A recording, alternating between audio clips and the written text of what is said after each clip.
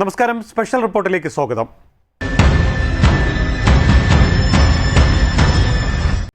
ശബരിമലയിലെ ആചാരങ്ങളെ തകർക്കാൻ മുമ്പ് പോലീസിനെ ഉപയോഗിച്ചവർ ഇപ്പോൾ ക്ഷേത്ര സമ്പത്ത് കൊള്ളയടിക്കാൻ ഉദ്യോഗസ്ഥരെയും പാർട്ടി അനുയായികളെയും ഉപയോഗിക്കുന്നുവെന്ന അതീവ ഗുരുതരമായ ആരോപണമാണ് കേരളത്തിൽ ഉയരുന്നത്.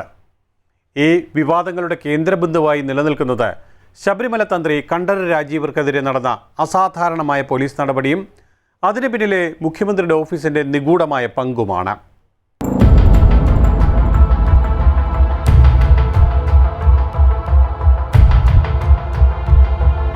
ഒരു തെളിവുമില്ലാതെ ഈ ഒരു കുറ്റകൃത്യത്തിൽ ഒരു പങ്കാളിത്തവും ഇല്ലാതെ ശബരിമല തന്ത്രിയെ പോലെ ഒരാളെ 41 ദിവസം ജയിലിലിട്ടത് എന്തിനാണ് എന്ന് SIT പറയണം.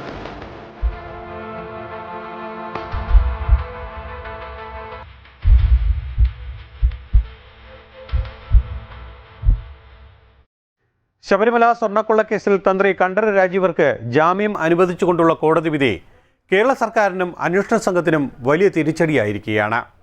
കേസിൽ തന്ത്രിക്കെതിരെ തെളിവിൻ്റെ ഒരംശം പോലുമില്ലെന്ന കോടതിയുടെ നിരീക്ഷണം SITയെയും മുഖ്യമന്ത്രിയുടെ ഓഫീസിനെയും പ്രതിക്കൂട്ടിലാക്കുന്നതാണ്. സ്വർണ്ണക്കൊള്ള ശബരിമലയിലെ അയ്യപ്പന്റെ സ്വർണം കവർന്നത് യാതൊരു തെളിവുമില്ലാതെ ഇനി പുതിയ പ്രതികളെ കുറിച്ചുള്ള അന്വേഷണം പോലും നടത്താതെ ഉള്ള പ്രതികൾക്ക് പുറത്തിറങ്ങാനുള്ള അവസരം ഉണ്ടാക്കി കൊടുത്തുള്ള അപകടകരമായ നിലയിലേക്ക് SIT അന്വേഷണത്തേക്കാണ്. സാർ, മുഖ്യമന്ത്രിയുടെ ഓഫീസിന്റെ സമ്മർദ്ദം കൊണ്ടാണ് സാർ SIT ഇങ്ങനെ ചെയ്യുന്നത്. മുഖ്യമന്ത്രി എന്താ പറഞ്ഞത്? ചില പെശകുകൾ സംഭവിച്ചിട്ടുണ്ട്, ചില പാളിച്ചകൾ സംഭവിച്ചിട്ടുണ്ട് എന്ന് പറഞ്ഞ ഈ കേസിനെ ഒതുക്കി തീർക്കാനും ലഘൂകരിക്കാനുമാണ് കേരള മുഖ്യമന്ത്രി ശ്രമിച്ചത് എങ്കിൽ ഹൈക്കോടതി വീണ്ടും വിശദമായിട്ട് തലനാരിഴക്കേറി ഓരോ ഘട്ടത്തിലും 2-3 ഘട്ടങ്ങളിലായി ഉത്തരവുകൾ പുറപ്പെടുവിച്ചുകൊണ്ടാണ് കേരള ഹൈക്കോടതി ഇതിൽ എത്ര സ്വർണം നഷ്ടപ്പെട്ടിട്ടുണ്ട്. ശബരിമലയിലെ സ്വർണ്ണക്കൊള്ളക്കേസിൽ തെളിവിന്റെ ഒരംശം പോലുമില്ലാതെയാണ് തന്ത്രി കണ്ഠരര് രാജീവര് 41 ദിവസം തടവറയിൽ കിടന്നത്. ജാമ്യം അനുവദിച്ചുകൊണ്ടുള്ള കോടതി വിധിയിൽ അന്വേഷണ സംഘത്തിന്റെ വാദങ്ങൾ ഒന്നൊന്നായി തകർന്നു വീണു. ഒരാളെ പ്രതിയാക്കാൻ ആവശ്യമായ പ്രാഥമികമായ തെളിവുകൾ പോലും ഹാജരാക്കാൻ പോലീസിന് കഴിഞ്ഞില്ല. ഈ കേസ് ഉണ്ടാക്കിയെടുത്തതാണ് എന്നത് സംശയത്തിന് ബലമേകുന്നത് ഇതാണ്. 41 ദിവസം ഒരാളെ അന്യായമായി തടങ്കലിൽ വയ്ക്കാൻ പോലീസിന് ധൈര്യം ലഭിക്കണമെങ്കിൽ അത് ആഭ്യന്തര വകുപ്പിന്റെ തലപ്പത്തു നിന്നുള്ള കർശന നിർദ്ദേശം മൂലമായിരിക്കണം.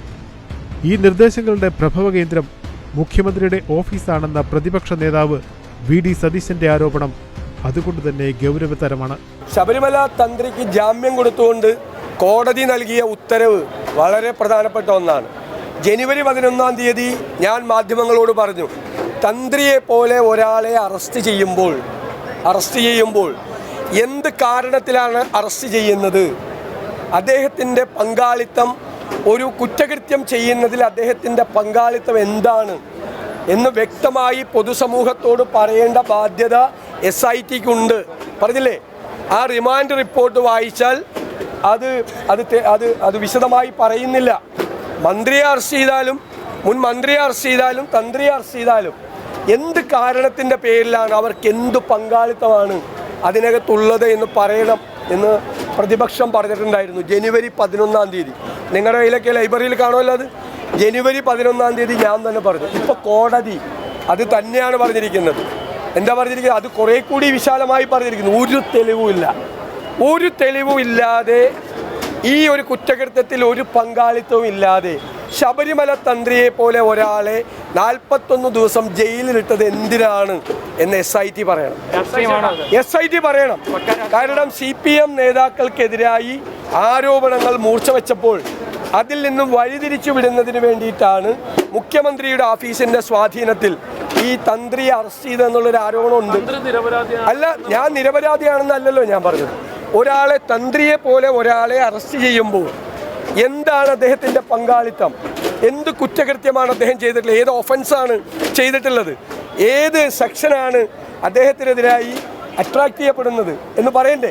പറഞ്ഞില്ല. അതെന്നെ കോടതി പറഞ്ഞത് ഒരു അയോട്ട ഓഫ് എവിഡൻസ് പോലും ഇല്ലെന്ന, തെളിവിൻ്റെ ഒരു അംശം പോലും ഇല്ല എന്നാണ് പറഞ്ഞത്. അതുകൊണ്ട് ഈ അന്വേഷിക്കുന്ന കേസ് സൂപ്പർവിഷൻ ഡിവിഷൻ ബെഞ്ചിൻ്റെയാണ്. ആ ഡിവിഷൻ ബെഞ്ച് ഗൗരവതരമായി എന്തുകൊണ്ടാണ് തന്ത്രിയെ അറസ്റ്റ് ചെയ്യാനുള്ള കാരണം എന്ന് അന്വേഷിക്കണം. ആ SIT പൊതുസമൂഹത്തോട് പറയണം. ശബരിമല സ്വർണ്ണക്കൊള്ളയുമായി നടക്കുന്ന അന്വേഷണം ദുർബലപ്പെടുത്താനും അട്ടിമറിക്കാനും സംസ്ഥാന ഗവൺമെന്റ് ശ്രമിക്കുന്നു.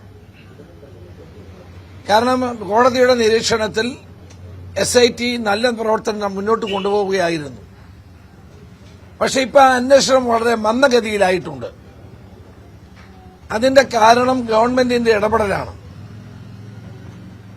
സംസ്ഥാന മുഖ്യമന്ത്രിയുടെ കീഴിലുള്ള പോലീസ് ഉദ്യോഗസ്ഥന്മാരായതുകൊണ്ട് സ്വാഭാവികമായി ഇടപെടൽ ഉണ്ടാകുമെന്ന് ആളുകൾ സംശയിച്ചിരുന്നു. എന്നാൽ കോടതിയുടെ നിരീക്ഷണം ഉള്ളതുകൊണ്ടാണ് അന്വേഷണം കുറെ നല്ല നിലയിൽ മുന്നോട്ട് പോയത്.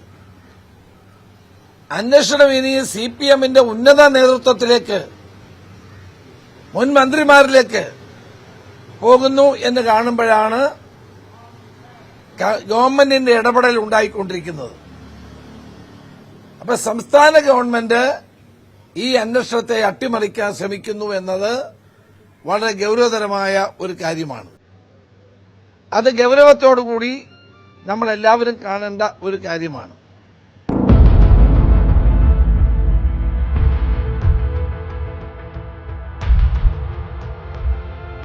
ഒരു തെളിവുമില്ലാതെ ഈ ഒരു കുറ്റകൃത്യത്തിൽ ഒരു പങ്കാളിത്തവും ഇല്ലാതെ ശബരിമല തന്ത്രിയെ പോലെ ഒരാളെ 41 ദിവസം ജയിലിലിട്ടത് എന്തിനാണ് എന്ന് SIT പറയണം.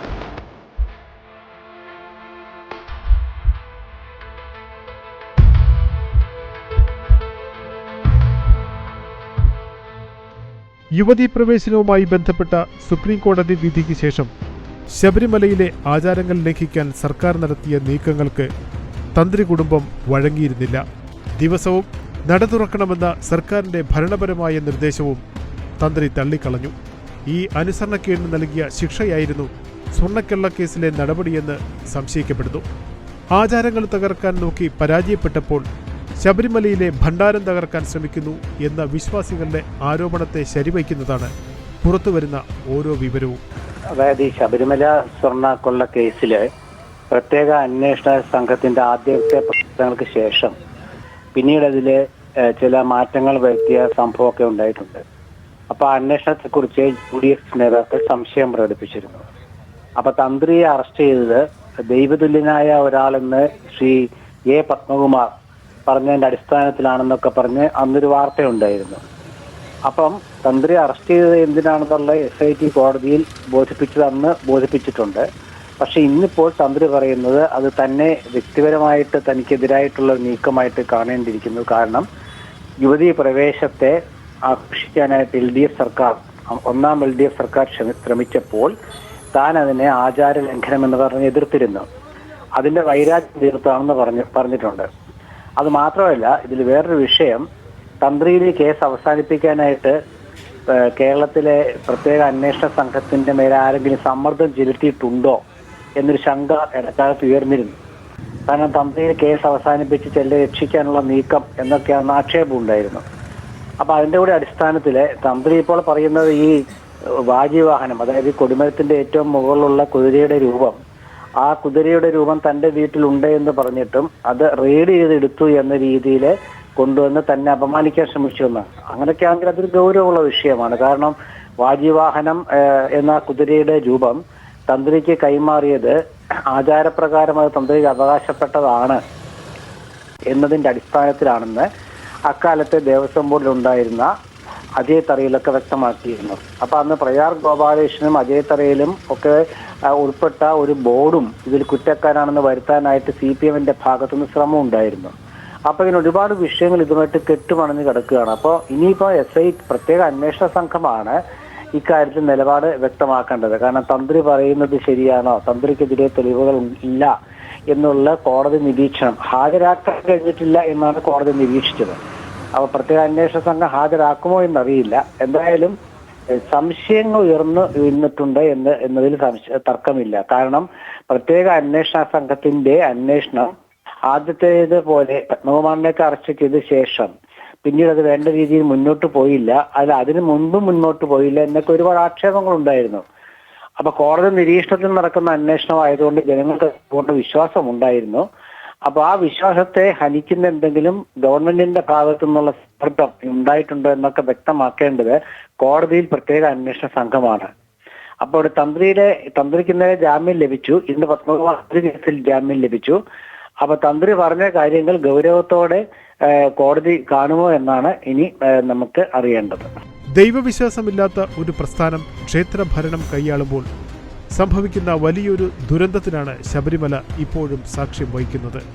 തന്ത്രിക്കെതിരെ നടന്നത് വെറുമൊരു നിയമപരമായ നടപടിയല്ല, മറിച്ച് മുഖ്യമന്ത്രിയുടെ ഓഫീസിന്റെ അനുഗ്രഹത്തോടെ നടന്ന രാഷ്ട്രീയ വേട്ടയാടലാണ്. ഈ അവിശുദ്ധ കൂട്ടുകെട്ടിനെക്കുറിച്ച് ഹൈക്കോടതിയുടെ ഡിവിഷൻ ബെഞ്ച് സമഗ്രമായ അന്വേഷണം നടത്തേണ്ടത് വിശ്വാസികളുടെയും നീതിപീഠത്തിന്റെയും അന്തസ്സ് നിലനിർത്താൻ അനിവാര്യമാണ്. വിശ്വാസികളുടെ നെഞ്ചിലേറ്റ ഈ ചവിട്ടിന് കാലം മറുപടി നൽകുക തന്നെ ചെയ്യും. സ്പെഷ്യൽ ഇൻവെസ്റ്റിഗേഷൻ ടീമാണ്, PIT പിണറായി ഇൻവെസ്റ്റിഗേഷൻ ടീമാണ്. SIT PIT ആയി മാറുമ്പോഴാണ് ഇത്തരം കാര്യങ്ങൾ സംഭവിക്കുന്നത്. തന്ത്രിക്കെതിരെ തെളിവില്ല എന്ന് മാത്രമല്ല കോടതി പറഞ്ഞിരിക്കുന്നത്, തന്ത്രിക്കെതിരെ കടുകുമണിയോളം പോലും തെളിവില്ല. There is not even an iota of evidence against തന്ത്രി എന്ന് തന്നെയാണ് ബഹുമാനപ്പെട്ട കോടതി പറഞ്ഞിരിക്കുന്നത്. രാഷ്ട്രീയ ഗൂഢാലോചനയാണ്, ഹിന്ദു വിശ്വാസികളെ അപമാനിക്കാനും അയ്യപ്പ ഭക്തരെ അപമാനിക്കാനുമുള്ള നീക്കമാണ് നടന്നത്. അതിനെ ശക്തമായി എതിർക്കണം, അപലപിക്കണം. തികച്ചും അപലപനീയമായ ഒരു നീക്കമാണ് ഈ വിഷയത്തിൽ നടന്നത്. അതുകൊണ്ട് അത് പറയാതിരിക്കാൻ കഴിയില്ല. 100% ഇതിനെതിരെ നടപടികൾ ഉണ്ടാകണം. ഞാൻ ഒരു മതസൗഹാർദ്ദവാദിയാണ്, ഗാന്ധിയനാണ്. പക്ഷെ എല്ലാ ബഹുമാനത്തോടെയും ചോദിച്ചോട്ടെ, നമ്മുടെ സഹോദര സമുദായങ്ങൾ, ക്രിസ്ത്യൻ മുസ്ലിം സമുദായങ്ങളിലെ ഒരു പള്ളിയിലച്ചനെയോ മൗലവിയോ ഇത്തരം കള്ളക്കേസിൽ പെടുത്തി പിണറായി വിജയൻ അറസ്റ്റ് ചെയ്യുമോ? അപ്പോ ബഹുമാനപ്പെട്ട തന്ത്രിയോട് മുഖ്യമന്ത്രി പ്രതികാരം തീർത്തതാണ്. ഇതിനെതിരെ ശക്തമായ നടപടികൾ ആവശ്യമാണ്. 100% ഇതിനെതിരെ ജനങ്ങൾ, വിശ്വാസികൾ ശക്തമായി പ്രതികരിക്കുമെന്നാണ് വിശ്വാസം. അതോടൊപ്പം നിയമ സംവിധാനം ഭാവിയിലേക്ക് വരുമ്പോൾ അതിശക്തമായ രീതിയിൽ ഇതിനെതിരെ നടപടി ഉണ്ടാകുമെന്നും പ്രതീക്ഷിക്കുന്നു.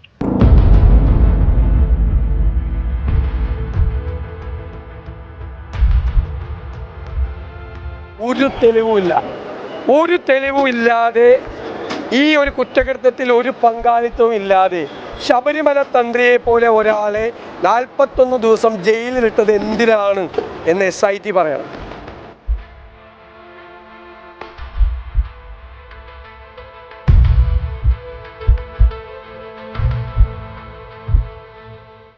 ശബരിമലയിലെ 4 കിലോയിലധികം സ്വർണം കാണാതായ സംഭവത്തിൽ CPM നോമിനികളായ ഉദ്യോഗസ്ഥരും പാർട്ടി ബന്ധമുള്ളവരും പ്രതിക്കൂട്ടിലായപ്പോൾ സർക്കാരിന് മുഖം രക്ഷിക്കാൻ ഒരു ഇരയെ ആവശ്യമായിരുന്നു.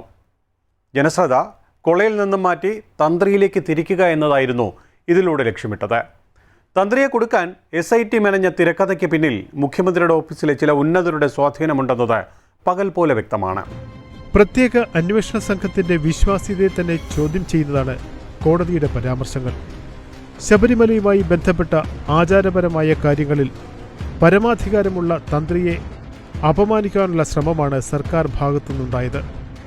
ഒരു വ്യക്തിയെ പ്രതിയാക്കാൻ ആവശ്യമായ പ്രാഥമിക തെളിവുകൾ പോലും ശേഖരിക്കാതെ അറസ്റ്റ് രേഖപ്പെടുത്തിയത് ആരുടെ നിർദ്ദേശപ്രകാരമായിരുന്നു എന്നത് ദുരൂഹമാണ്.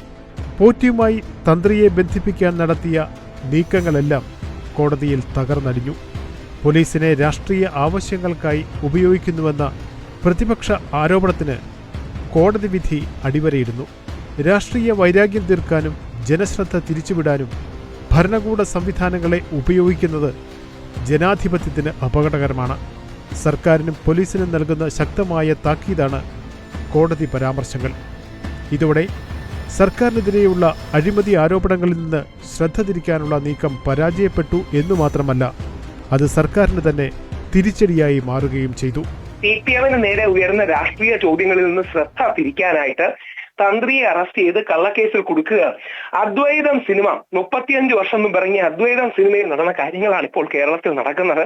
ഇതിനെതിരെ, അതായത് തന്ത്രിയെ കള്ളക്കേസിൽ കുടുക്കി. ഇനി അദ്വൈതം സിനിമ പറയാനും ഒരു കാരണമുണ്ട്. ബഹുമാനപ്പെട്ട കേരള ഹൈക്കോടതി ഒരു വിധിന്യായത്തിൽ അദ്വൈതം സിനിമയിലെ പാട്ടടക്കം എഴുതി വെച്ചിട്ടുണ്ട്. പഞ്ചാഗ്നി മധ്യേ തപസ് ചെയ്താലും ഈ പാപകർമ്മത്തിന് പ്രതിക്രിയയാകുമോ? തന്ത്രിയെ അറസ്റ്റ് ചെയ്തു എന്ന മഹാപാപമാണ്. നിരപരാധിയായ മഹാഭാവമാണ് പിണറായി ഗവൺമെന്റ് സർക്കാർ ചെയ്തത്. അതിശക്തമായി ഇതിനെതിരെ ജനരോഷം ഉയരണം, കോടതികൾ ശ്രദ്ധിക്കണം. തന്ത്രിക്കെതിരെ കടുകുമണിയോളം പോലും തെളിവില്ല എന്നൊരു തിരിച്ചറിവ് നമുക്കുണ്ടാകണം. അങ്ങനെ ഹിന്ദു, മുസ്ലിം, ക്രിസ്ത്യൻ ഒരു വിഭാഗത്തിലെയും ആരെയും കള്ളക്കേസിൽ കൊടുക്കരുത്. അത്യന്തം അപലപനീയമായ ഒരു കാര്യമാണ് ഇവിടെ സംഭവിച്ചിരിക്കുന്നത്. 100% രാഷ്ട്രീയം മാത്രമാണ്. രാഷ്ട്രീയം ഉണ്ടെന്ന് കരുതുകയല്ല, CPM രാഷ്ട്രീയത്തിന് വേണ്ടിയിട്ടാണ് തന്ത്രിയെ കുടുക്കിയത്.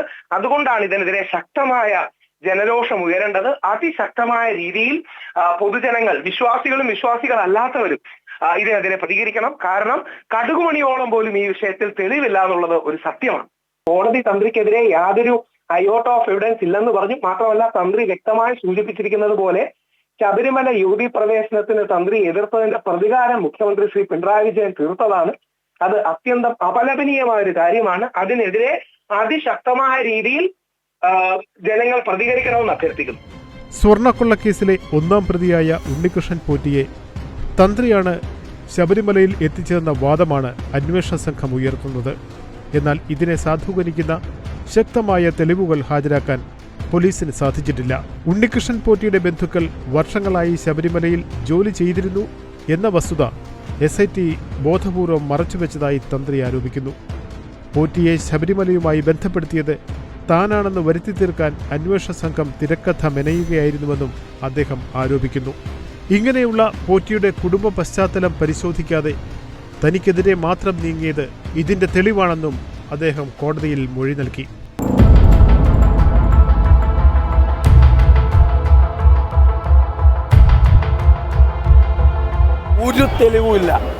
ഒരു തെളിവും ഇല്ലാതെ ഈ ഒരു കുറ്റകൃത്യത്തിൽ ഒരു പങ്കാളിത്തവും ഇല്ലാതെ ശബരിമല തന്ത്രിയെ പോലെ ഒരാളെ 41 ദിവസം ജയിലിലിട്ടത് എന്തിനാണ് എന്ന് SIT പറയണം.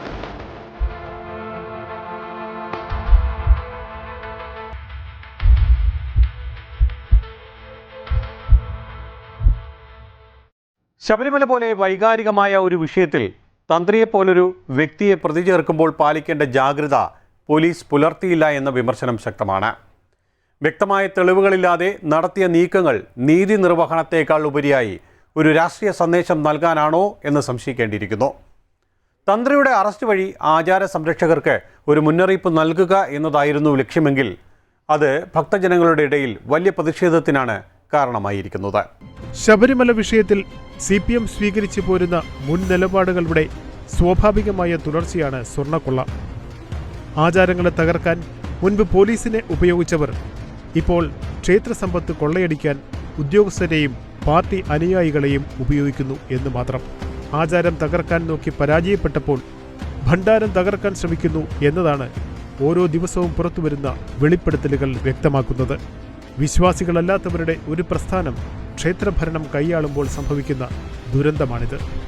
കോടിക്കണക്കിന് വരുന്ന അയ്യപ്പ ഭക്തരുടെ വിശ്വാസത്തെയും വികാരങ്ങളെയും മുറിവേൽപ്പിക്കുന്നതാണ് ശബരിമലയിൽ നിന്നും പുറത്തുവരുന്ന വിവരങ്ങൾ. വിശ്വസിക്കാൻ പോലും പ്രയാസമുള്ള സംഭവങ്ങളാണ് അവിടെ നടന്നത്. അതീവ ഗുരുതരം. ശബരിമലയിൽ ലഭിച്ച സ്വർണത്തിന്റെ കണക്കുകളിൽ പൊരുത്തക്കേടുകളുണ്ടെന്നും അമൂല്യമായ പലതും നഷ്ടപ്പെട്ടു എന്നുമുള്ള വിവരങ്ങൾ കേവലമൊരു സാമ്പത്തിക ക്രമക്കേടല്ല, മറിച്ച് ഈ നാടിന്റെ വിശ്വാസത്തിന് മേലുള്ള CPMന്റെയും ഇടതു സർക്കാരിന്റെയും നഗ്നമായ കടന്നുകയറ്റമാണ്. ശബരിമലയിലെ സ്വർണ്ണക്കൊള്ളയിൽ കേരളത്തെ ഞെട്ടിപ്പിക്കുന്ന വിവരങ്ങൾ അനുദിനം കോടതിയിൽ നിന്ന് പുറത്തു വന്നുകൊണ്ടിരിക്കുമ്പോൾ ഏവരും പ്രതീക്ഷിച്ചത് സർക്കാരിന്റെ ഭാഗത്തുനിന്നുള്ള കൃത്യമായ മറുപടിയാണ്. എന്നാൽ ഈ വിഷയം നിയമസഭയിൽ ഉന്നയിച്ച പ്രതിപക്ഷത്തോട് മുഖം തിരിക്കാനും ചർച്ച നിഷേധിക്കാനുമാണ് പിണറായി സർക്കാർ തയ്യാറായത്. മടിയിൽ കനമുള്ളവനെ വഴിയിൽ ഭയക്കേണ്ടതുള്ളൂ എന്ന് സ്ഥിരമായി പറയുന്ന മുഖ്യമന്ത്രിയും മന്ത്രിമാരും ശബരിമല വിഷയത്തിൽ നിയമസഭയിലെ ചർച്ചയെപ്പോലും ഭയപ്പെടുന്നു. വിശ്വാസികളുടെ നെഞ്ചിലേറ്റ ചവിട്ടാണ് ശബരിമലയിലെ സ്വർണ്ണക്കൊള്ളക്കേസ്.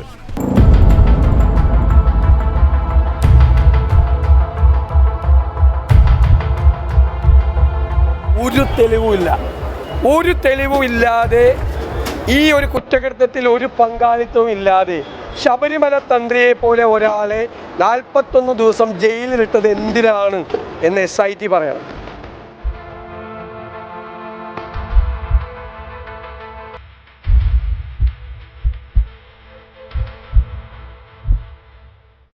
ശബരിമലയെ തകർക്കാൻ CPM നടത്തിയ നീക്കങ്ങൾ കേരളം മറന്നിട്ടില്ല. ആചാരങ്ങൾ ലംഘിക്കാൻ പോലീസിനെ അയച്ചവർ ഇപ്പോൾ ക്ഷേത്ര സമ്പത്ത് കൊള്ളയടിക്കാൻ ഉദ്യോഗസ്ഥരെയും പാർട്ടി നോമിനികളെയും ഉപയോഗിക്കുന്നു. വിശ്വാസികൾക്ക് മുമ്പിൽ സംരക്ഷകർ എന്ന് അഭിനയിക്കുകയും പിന്നിലൂടെ ക്ഷേത്ര സമ്പത്ത് കൊള്ളയടിക്കുകയും ചെയ്യുന്ന ഇരട്ടത്താപ്പ് ജനം തിരിച്ചറിഞ്ഞു കഴിഞ്ഞു. ക്ഷേത്രഭരണത്തിൽ രാഷ്ട്രീയം കലർത്തി ദേവസ്വം ബോർഡിനെ പാർട്ടി ഓഫീസാക്കി മാറ്റിയതിൻ്റെ ദുരന്ത ഫലമാണിത്. തിരുവിതാംകൂർ ദേവസ്വം ബോർഡിനെ CPM പാർട്ടി സഖാക്കൾക്ക് മേയാനുള്ള ഒരിടമായി മാറ്റിയിരിക്കുന്നു. ബോർഡിലെ ഗുരുതരമായ പിഴവുകൾക്ക് മറുപടി പറയേണ്ട ബാധ്യത ദേവസ്വം മന്ത്രിക്കും മുഖ്യമന്ത്രിക്കുമുണ്ട്. തദ്ദേശ തെരഞ്ഞെടുപ്പിൽ കിട്ടിയ പ്രഹരത്തേക്കാൾ വലിയ തിരിച്ചടിയാകും നിയമസഭാ തെരഞ്ഞെടുപ്പിൽ CPMന് കാത്തിരിക്കുന്നത്. വിശ്വാസത്തെ ചവിട്ടിമെതിച്ചവർക്ക് ചരിത്രം മാപ്പ് നൽകില്ല. വരും നാളുകളിൽ കേരളത്തിലെ ജനങ്ങളും മാപ്പ് നൽകില്ല. ശബരിമല ഒരു പാഠശാലയാണ്. അഹങ്കാരികൾക്കുള്ള ശിക്ഷ അവിടെ നിന്ന് തന്നെ തുടങ്ങും. ജയ് ഹിന്ദ്.